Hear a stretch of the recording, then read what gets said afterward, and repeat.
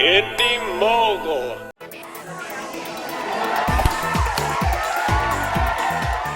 Looks like audiences are still hungry for computer animation, while Megan Fox turns out to be not so hot at the box office.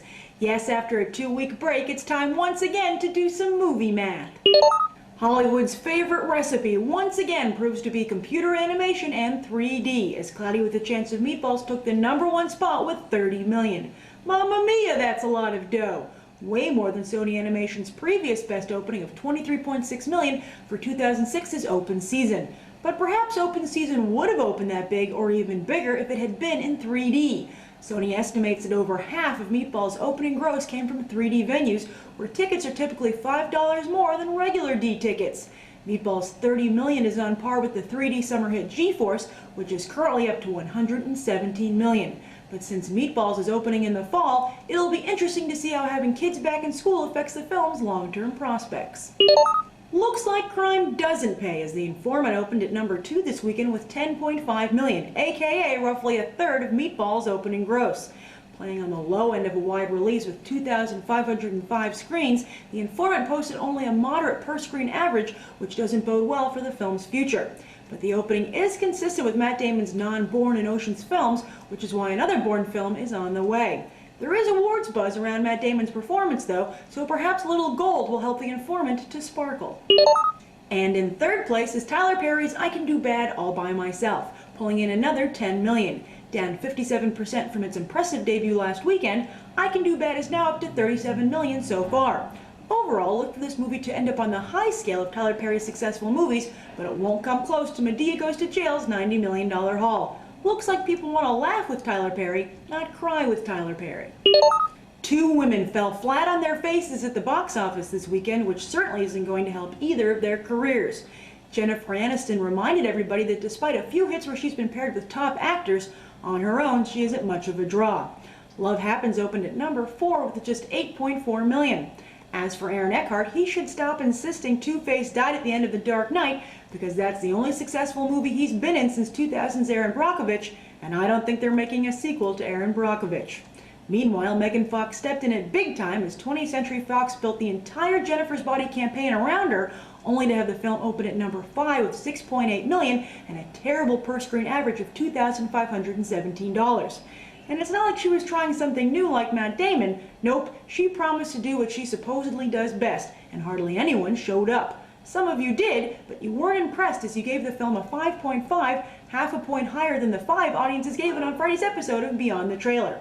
And now for the one-sentence review challenge results. Here's the top 5, and #1 will be getting a free pair of AMC movie tickets. In 5th place is Omastar444, who says, "The only reason to watch Jennifer's Body is for Jennifer's Body." But in 4th place, Cosmic Calyx feels he got what he wanted, arguing that Megan Fox was hot the entire time and the movie was just hilarious. In 3rd place, Maniacal Lunchbox also enjoyed the movie, adding, "Jennifer's Body is a surprisingly awesome movie that if it had tried to take itself seriously for 1 minute would have failed epically." Runner-up Buttmunch34 agreed in a more analytical sense, calling Jennifer's Body a well-done horror flick which feels much like a throwback to 80s horror, but it still holds its own thanks to Cody's unique writing style. And the winner of the free AMC movie tickets is Ron Gravy, who seems to speak for most audiences with, "Nothing but cheese and teas, no sequels please." I saw a movie this weekend and I'll tell you all about it after the break. Ultra Kawaii shows off the internet's cutest pet videos. I mean, just look at this. New adorable episodes every Tuesday at ultrakawaii.com. You drank all my root beer.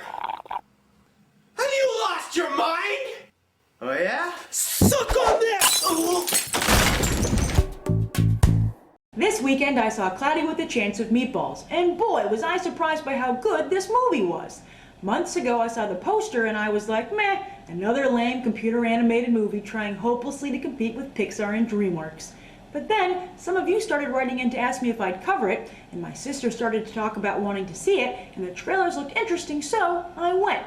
Now, you can see this movie in IMAX 3D, 3D, or regular D. And while I'm usually all about IMAX 3D, this time I ended up seeing it in just plain old 3D. And for 4 tickets it was over $60, without IMAX. No wonder these movies do so well at the box office. So, as I was watching the movie, I noticed that the 3D was kind of subtle. I'd interviewed some people on Friday who'd seen the movie in regular D, and they seemed to have still enjoyed it very much. So I began to wonder if I too could have seen this movie in regular D. After much thought, I decided that 3D, even when it's subtle, creates a tremendous depth of field that I don't think I would be willing to sacrifice, even if it saved me a couple of bucks. Now, for live action movies, I don't think they need to be in 3D, but ask me again after Iron Man 2. If that does come out in 3D, it could very well change my mind. Okay, back to Cloudy with a Chance of Meatballs. There's not too much to say here. I thought it was great all around, and while it won't win any Oscars, it provided all the fun and energy of eating a hearty, delicious meal. The movie moved along at a fast pace, it looked amazing, it was really clever, and the voice acting was great. I also feel the movie had something to say about overeating in America, what with the oversized portions and the big finale taking place in what looked to me like a giant diseased heart. There is no reason not to see this movie, and plenty of reasons to go, so you should. It also made me wonder, yeah, I did a lot of thinking this weekend, about how important fun is to computer animated movies. I know that a lot of people have been blown away by Up and Wall-E, and those are definitely great cinematic achievements. But I think Pixar needs to be careful not to lose the fun in their movies, because the rest of Hollywood is getting pretty darn good at making computer animated movies. As always, thanks for watching Movie Math, and I'll see you on Friday when Beyond the Trailer covers Surrogates, Fame, and Pandorum. I'm Grace Randolph, and we just did some Movie Math.